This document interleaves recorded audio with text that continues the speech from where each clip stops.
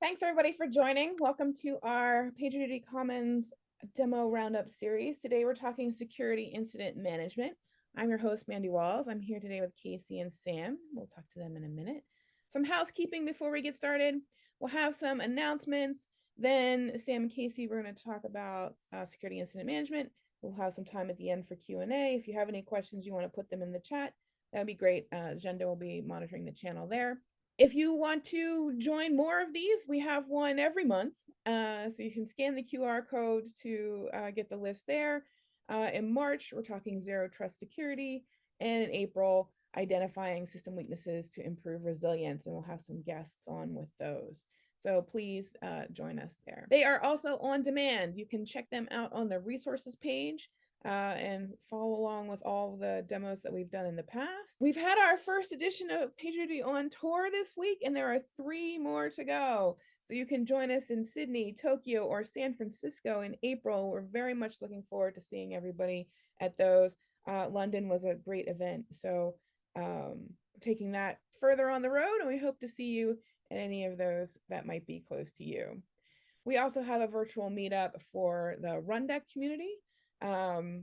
Pick your chapter there. We've got 2 going so far. EMEA will meet March 12th. North America will meet March 13th. I'm not sure what the topics are for those, but you can sign up for those as well. Oh, are we doing this one in person? Oh, this is exciting. AI-driven IT, how companies are using AI to streamline IT ops and support. Oh, this will be at our offices. This is exciting. 600 Townsend Street in San Francisco. That's down there by Caltrain. If you're not familiar with that part of the city. Tuesday, the 20th of March in the evening. Some fantastic folks there. Everaldo is one of our data science folks here at PagerDuty. So they're working on a lot of our machine learning and AI capabilities. It should be very interesting there. And some folks from Slack. So that'll be awesome. If you would like to share your story with our community, we love to hear from you always about the successes that you've had with PagerDuty, the things that you've learned, how it's helped your team. So you can be part of our community highlights.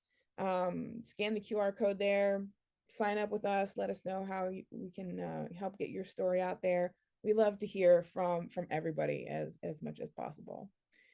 If you aren't already on the Commons, get over there, right? We relaunched our community site and our forums in September. If you haven't seen that yet, please join us over there.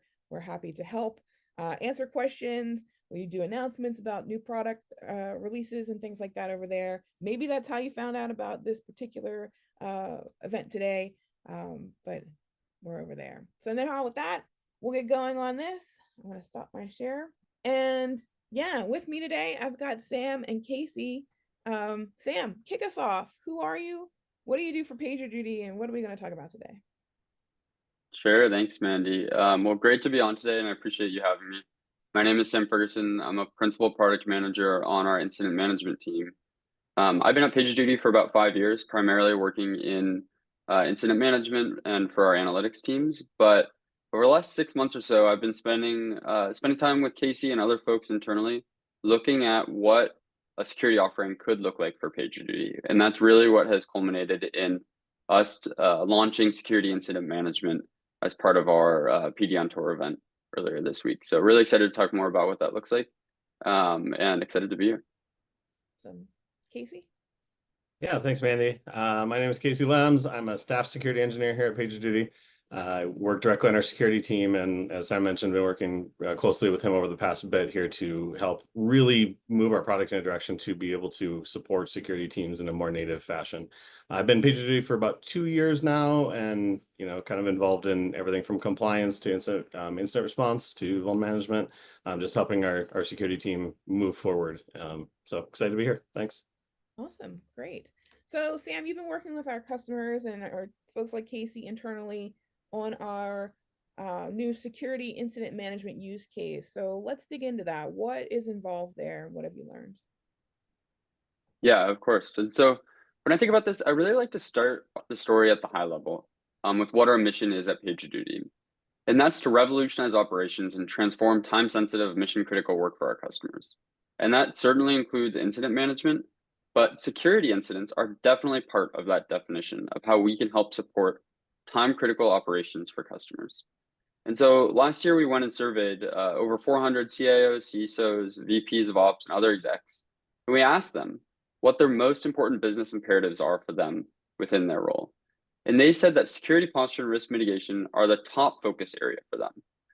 With all that's changing right now across the broader technology landscape, with AI and other macro trends, it's not surprising that leaders are more worried today than ever before about managing security risk. The example I often come back to is that now with regulatory changes, board members can be held personally and financially responsible for security breaches. So talk about making a issue important for a business. That will certainly do it. And as we've talked to these customers and we've talked to other thought leaders in the security space, we've seen a handful of different themes that have emphasized how security incidents and security more broadly is evolving, but how it also mirrors some of the changes we've seen with availability incidents and within DevOps over the last handful of years. And so there's really three things that have stood out within that, and I like to highlight, which is first off, security teams have traditionally operated as centralized and a bit siloed from the rest of the organization. Often security teams are within IT org, which is separate from developers. And that has sort of created a divide, and this shouldn't be new to anyone in the security industry. But the evolution and what we're seeing more broadly is that there's a shift towards security being everyone's problem. And this is often referred to as DevSecOps, and you see this more broadly with shift left motions as well. But some of that accountability is becoming shared with developers in the most mature organizations. So that's one theme. Another thing that we've seen and really identified is that there is a huge volume of findings within security, or that security teams are working with and that they have to sift through. When we think of availability incidents, I often think of all of the different monitoring tools that are generating noise for our customers. And when you look at security incidents, I think of it as like an order of magnitude of more volume that security teams have to manage. And so ultimately what that's resulting in, and this is again something that we've seen over the last 15 years within DevOps, but is really accentuated within security, is that AI is evolving it. And AI-based triage and ways to dedupe and cut through that noise to find out what's most important is really critical. And so again, that's an area where PagerDuty has spent a long time fine-tuning our AIOps solution in order to sift through the noise and identify the most important work for responders to work on. And so that is something, again, that is broadly applicable to security too. And then lastly, one thing that we're seeing within security is that there's a little bit of a shift too, where some of that work would come in ticket queues, just like within DevOps, or get queued up to SOCs. And really like what we're starting to see is that there's a greater need to shift from going in as queued work to really becoming time critical work that lands right with responders and people who can manage it right away.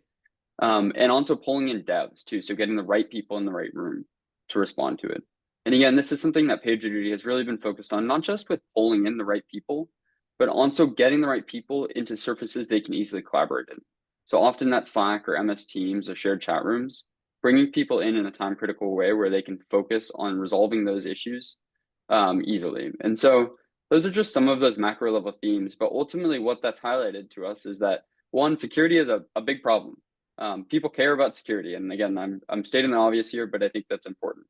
Two, it mirrors a lot of the challenges that have really faced teams who are responding to availability incidents over the last 15 years.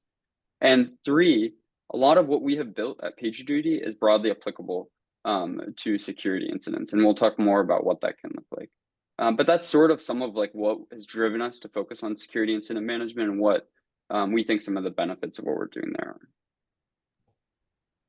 are. Awesome. So how has PagerDuty as a product, how are we evolving to better support all of these use cases? What's coming up for security folks that they're going to find in PagerDuty? Yeah, and I mentioned a few different areas that we have evolved our product already, and areas that are applicable to security. But when I think about this, I really just think about flexibility.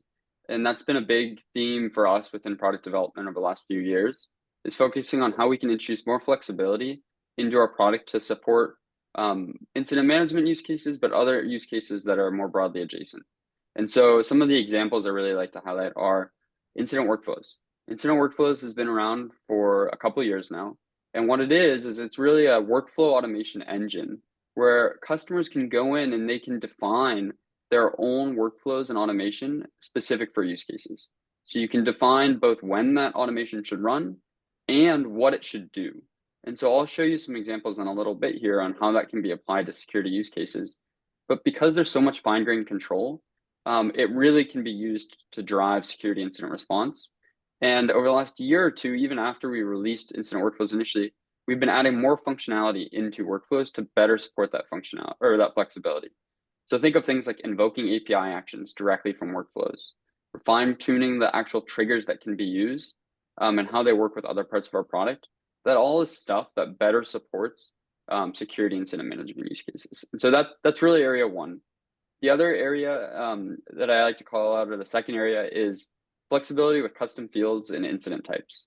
And so we released custom fields a little over a year ago, and incident types just went GA. And what those are, they're ways to capture metadata on and about the incident. So with incident types, you can now declare incident as a security incident. You can differentiate security incidents very clearly in product from regular operational incidents. So that's huge. Like that's like a huge step in terms of making it so it's more clear that a security incident response is needed and what next steps need to happen. And then you can take that a step further and you can define specific custom fields for those security incidents in order to drive responders to capture metadata, to kick off automation off of those custom fields, or take other steps as well. And so again, another area that's really important. A third one I like to highlight, and again, I'll show you some of this in a minute, is we've been adding a lot of functionality around status updates. And a good example of how this can be used for security use cases is within our private status pages as well. And so, security incidents, you may not want to broadcast them to the full world, but you do often want to communicate clearly with stakeholders, especially because they can be long-running incidents that take multiple days. And so being able to communicate updates to stakeholders is really key across that long time horizon as well. And that can be easily and effectively done with some of our status update functionality. Awesome. Casey, you've been working on some of this stuff too. What does this look like for our team here internally at PagerDuty?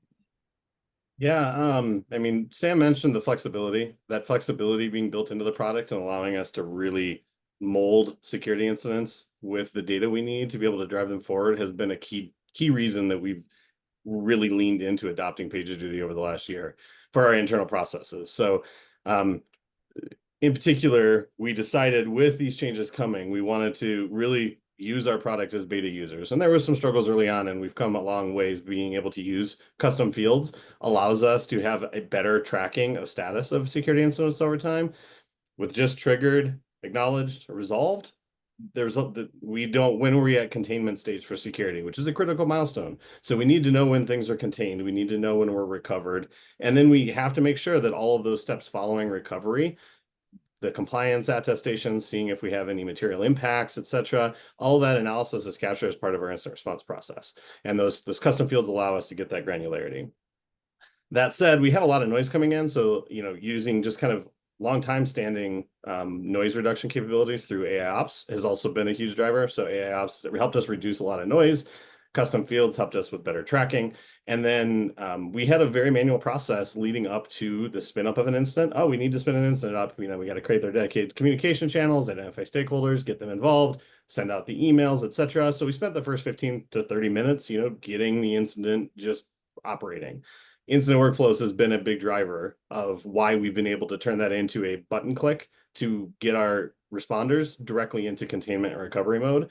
And the other thing that I don't know that we really acknowledged how much of a benefit it was going to be, but having it within PagerDuty where our developers are used to responding and coming in, we've been able to centralize our status, communications, and allow our developers, responders, our stakeholders to have that kind of centralized single pane of glass. Security struggles from the tool spread, whether it be on the operations side or on the security side. There's obviously a ton of tools and data coming in. So all of that really has resulted in Q2 to Q4 of last year, we reduced our mean time to acknowledge incidents because of noise reduction and just being better accountable to actually maintaining the open incidents and making sure they're closed from multiple days down to less, just a few hours on average now. For high and low priority incidents, we're getting them done within hours. And then our mean time resolve has gone from almost a month down to less than a day. For a lot of our incidents. So we've made huge strides towards being able to better track, better hold accountable our team to making sure things are done. And those are a lot of the things that came in just from getting get the incident running things going. And I know we're probably going to talk more about status pages and reporting later on, learning from incidents. So I'll pause on getting into some of those details. But it's been really nice being able to use this new functionality to help drive our maturity level, and it's been a huge increase in a very short time period. Awesome. Fantastic. It's always improvement's always great, right? So you mentioned AI ops or time alert grouping, some of the things that we've had in the product for a while. How are we making the most of AI for these use cases? Where does it come into play? I'll start, and then Casey, I'm curious to get your input as well. But I mean, the really topical thing for us right now is we just launched AI agents and PagerDuty AI agents. And if you think about what those are doing, a lot of the focus of AI agents is about bringing the right context to incidents. And again, going back to this concept of security is really a data problem, right? Like there's a lot of data, a lot of noise that's coming in, and that's something we consistently hear from security practitioners and industry leaders. And so what we can do, and what I'm really excited to see with these AI agents coming into product, is how they can be used to pull in rich context, rich threat intel data, et cetera, into a security incident response and bring it to the right channels too. So not just bring it into a separate tool, but bring it to incidents directly, to the chat ops channels, et cetera, where responders are already working. And so I think that's a lot of it. But Casey, I'm curious, like I know you've been thinking about how this can evolve some of our workflows as well. Yeah, absolutely. We don't currently have the right agents in place to be able to really utilize these yet on the security side, but it's very clear already to see this functionality play through. Our chat ops, our PD Advanced chat ops plugin that's in Slack now, being able to just curate requests against PagerDuty or against other tools with natural language and being able to do that from where you're already collaborating with people. I mean, being able to say, hey, is this on a malicious IP list? I don't have to go check my threat intel and plug in a query and copy and paste. No, you just ask the question and our agent can help go gather the data because it knows where to find that. That's what's coming. I know we're not there yet, but I'm excited to see these integrations come where we can actually start to pull data from this various tooling where we're responding. Again, just kind of centralizing our response so that we're not spending all of our time trying to find the right data in the right tool and find where it needs to be. So I'm super excited for where that's going. And I mean, AI, and if we look at the realm of where even initial SOC triage is going at this point, AI SOC obviously becoming a thing where that initial triage is coming in. So being able to, use agents to be able to talk and understand that context and bring that context with starting the flow, having that AI triager being able to go gather the data so that when a responder comes in, not only do they have a Zoom chat and a Slack channel and the incident details, but now they have all the context and the threat intel data and the asset data and the triggering alert logs that are like all of that stuff will come in because we've got AI kind of really doing that first legwork while people are just getting ready to respond. So super excited for where all this is going. Awesome. Is there anything else that you feel like really sets PagerDuty apart for security incidents compared to other security incident response products that are on the market?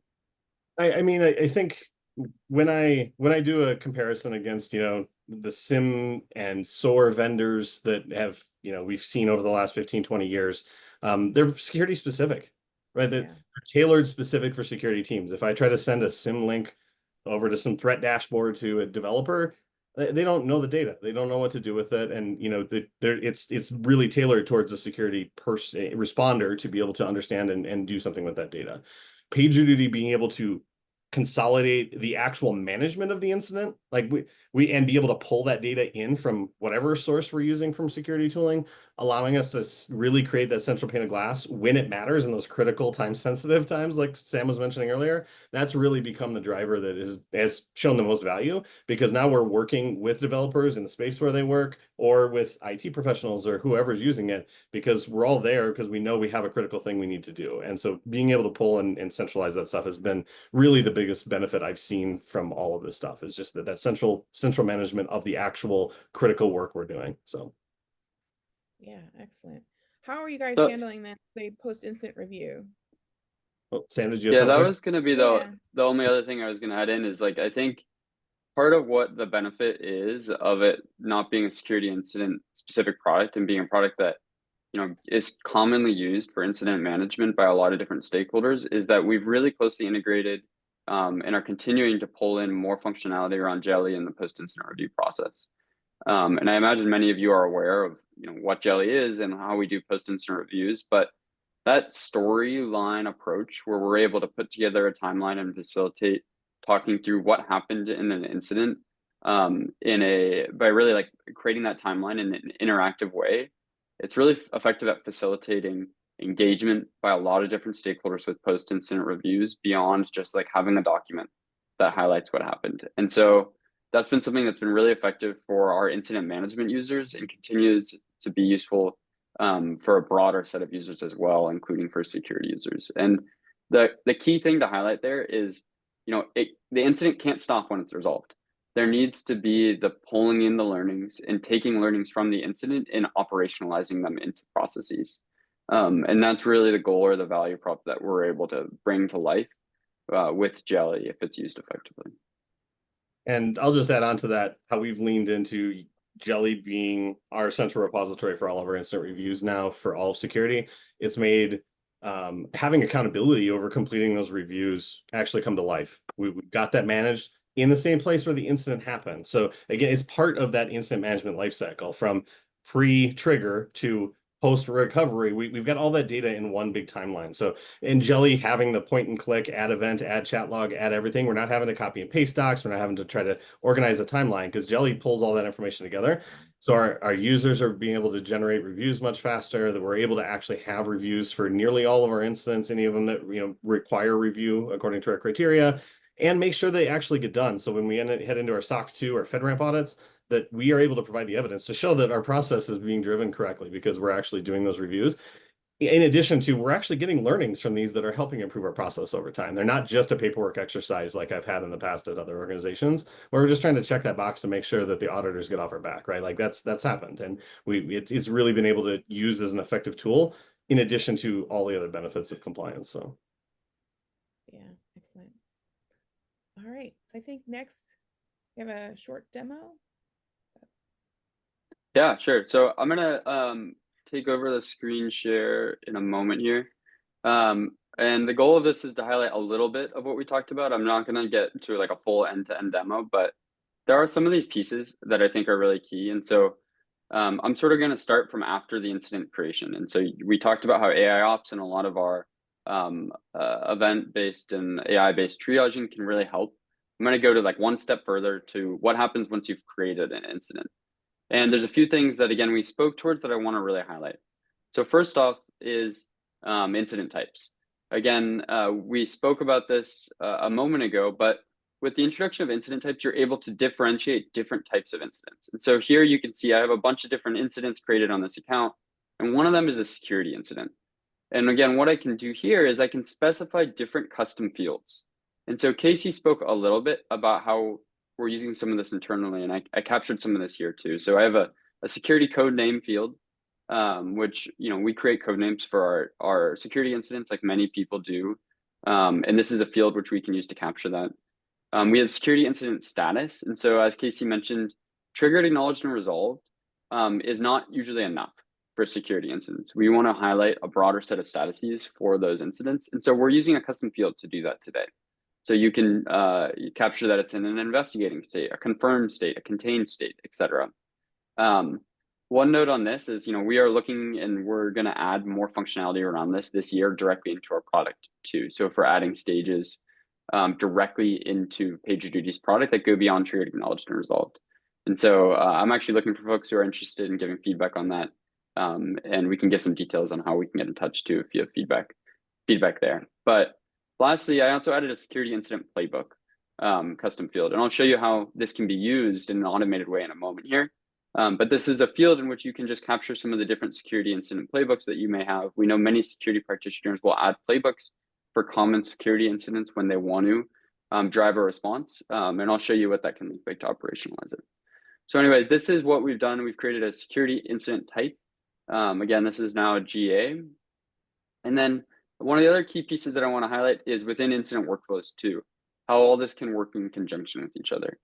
And so I've created two workflows for these demo purposes. The first one is just a generic security incident workflow, with the idea being that we want to run this on any security incident that happens. And so how I can do that, well, we have an incident type trigger.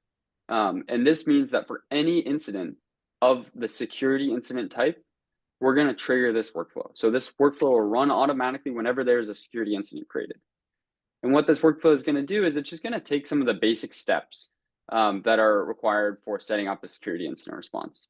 And so I'm going to generate a random color, a random animal, a random positive adjective, and that's what I'm going to use to create that security incident name, as I mentioned. I'm going to create a Zoom meeting, and so I'm able to have somewhere my responders can collaborate. I'm also going to create a Slack channel, and we'll show you how this works in a moment. Pretty straightforward, but I'm just going to use those outputs from these other actions to create the randomly generated channel name. And I'm going to set this channel to private too. So I'm going to make it so it's private and other folks can't join this incident. I'm going to send some of those details on, hey, this is the incident, here's the Zoom bridge, and pin that information to the channel. And maybe I want to add in some responders. And so in this case, I'm saying, hey, we want to add in some of the security compliance leads as well, which is maybe an additional escalation policy that we want to pull in for all security incidents. So that's a pretty standard workflow. There's nothing too fancy happening here. As always, we have a huge actions library too. And so many of these actions are broadly applicable and can be used for your own security incident specific processes, depending on what you're trying to accomplish. The second thing though that I wanted to highlight, which is I also created a second workflow. And this workflow is a DDoS attack specific workflow. And again, this is really focused on trying to exemplify what's possible today. And so this second workflow is going to conditionally trigger on security incidents. And I'm going to use, in addition to the incident type, I'm also going to use that custom field I created, which is the security incident playbook. And so if DDoS attack playbook is selected as the security incident playbook in that custom field, this workflow will automatically trigger. And it's going to trigger across all services. And so there's a few different things that this is going to do specifically. The first one is I'm going to use the generic send put request action. So I'm going to reach out to Cloudflare, and I'm going to increase the security level to under attack. And so what's cool about this is that one, this is going to happen automatically. And two, if you go back to the conditional trigger, this is triggering off of a custom field. And so this can happen a couple different ways. You can manually set that custom field value. So you could have a responder who goes in and says, hey, this is a DDoS attack and we want to take some action. Or you could also use our AIOps and event orchestration product to automatically set that custom field value based on the contents of the event in order to kick off this response. So there's different ways this can come about and be triggered in order to take some of these actions. I also am going to pull in some different teams. And so if it's a DDoS attack, maybe I know I need to pull in my network infra team. And again, this gets back to some of the value that we're getting at with PagerDuty beyond just a security specific product is a lot of teams are already on our product. And when you need to respond in one place, it can be really critical for some of these larger incidents. And so this is an example of how you can pull in developer teams or infra teams directly into an incident response because they're already on PagerDuty. Next, I'm also going to post to our security incident leadership status page. And so this is using our private status page. So again, you're going to need to SSO into this and you're going to have those credentials in order to access it. But I'm just going to post a generic update saying we are investigating a DDoS attack and we'll provide an update once we've confirmed scope and impact. But that's going to be automated, right? And so whenever this workflow runs, that message is automatically going to post and appear on that page. So those stakeholders are aware. And then lastly, I'm going to send a message to a channel, just identifying some of the steps that have been taken and what we can do to respond. And so these are a few of the steps. I'm going to go ahead, I'm going to show this in action, which it's always a little risky doing a live demo, but let's see this work. So I'm in Slack. Again, I'm just going to trigger this manually, but you could imagine doing the same thing with events that are being routed to PagerDuty from security tools through our event orchestration product. And so we're going to say this is a DDoS potential attack. Here I can set the incident type. So instead of making it a base incident, I'm going to make it a security incident. set that directly from Slack. You can do this from mobile, web, other surfaces as well. I'm going to select an impacted service. We're just going to say this is on the checkout service. And I'm going to set the priority to P2 for good measure. And so that's going to kick off an attack or an incident here. If I open this up in our web app, we should see there's now an incident. And remember, some of those workflows took some automated steps here. And so we're starting to see that. I've created a Slack channel, created a Zoom bridge. Some of these actions are starting to populate in. And if I go back into Slack, we'll see, okay, we have desert cow, kind-hearted. Those are some good adjectives and words that are going to be our security incident channel. And so within here, you can start to see, okay, we created the channel. We've added some folks to the incident. We generated that Zoom bridge. We requested some additional responders. And if I wanted to update that custom field again, so like I've investigated this maybe, and I've determined, hey, this is a security incident and it's potentially a DDoS attack, I can do a security incident playbook. And this is just a custom field name. So this could be something shorter. It could be whatever you'd like. And from here, if I do this, this will allow me to update that custom field directly. And so I have some of those different playbooks selected here, and I'm going to say, okay, it's a DDoS attack, and I want to run that playbook. So if I do that, this is again going to kick off another incident workflow, and you can see it running here, where we've gone ahead, we've pulled in some additional responders. Remember, that's the network infra team. And we also have sent that message in here that's saying we've taken some additional steps, including going into Cloudflare and increasing the security level to under attack. And so, and lastly, I think we should see over, let's make sure this is actually working. If I look at my status page, because remember, one of those steps was posting to the status page, you'll see that now on this private status page, I've gone ahead and I've posted to say that there's a DDoS potential attack. Under my channel, I'm saying that, or under my timeline, I'm saying that we are investigating a DDoS attack and we'll provide an update once we've confirmed scope and impact. So again, it's just an example of how some of these different pieces that we've traditionally used for incident management have become more flexible and can be used for these security incident use cases in pretty powerful ways. So I guess that was most of what I had hoped to show. Casey, anything I'm missing or anything else that you'd want to call out around this? No, I think you highlighted and really shown how we use this product as our team. A lot of this has come from our conversation, obviously, and in what was built out there. I just want to call out being able to take the toil out of the response process. Like all of that, Sam went slow through, but ultimately the focus of what we were doing there was not getting the process moving forward. It was making sure that we were focused on containment, recovery, and investigation, while keeping leaders in the loop, while making sure that we have the notes tracked in a consolidated place. All of that becomes much easier when you are just taking that toil out of managing the process. So, yeah, I think it's great. I guess I would just encourage users to explore, to reach out with questions, and to think about how the flexibility that we've introduced can help support some of their security incident processes.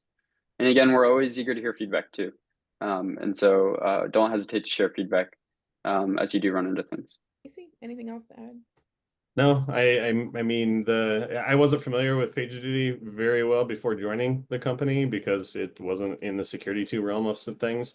It's been extremely enlightening to be able to see and learn from how we've matured incident response from an availability standpoint, and really just leaning into how can we use those same learnings to just really level up our security game has been extremely eye-opening, and just we've already created this wheel. Like we just need to make the wheel, make sure it fits on our process, and it's going to run much better. I'm excited for what we have to come. Awesome. Yeah, it's great when we start adopting all of our own processes, our own products, right? That's right. So it's been nice. So, all right. Well, then we'll close today's event. As a reminder, as we showed at the beginning, there are more of these coming up. So please sign up to hear more from our experts and community. And if you have any questions or anything else that you'd like to know about the product, you can join the forums, community.pagerduty.com. You can almost always email our team as well. We're community-team@pagerduty.com. If you have other questions or have feedback that we can route to other places, we're happy to do that. So in the meantime, we'll see you next month on the next demo roundup, and I will wish everyone an uneventful day. Thanks, Mandy. Thanks, everyone. Have a great day.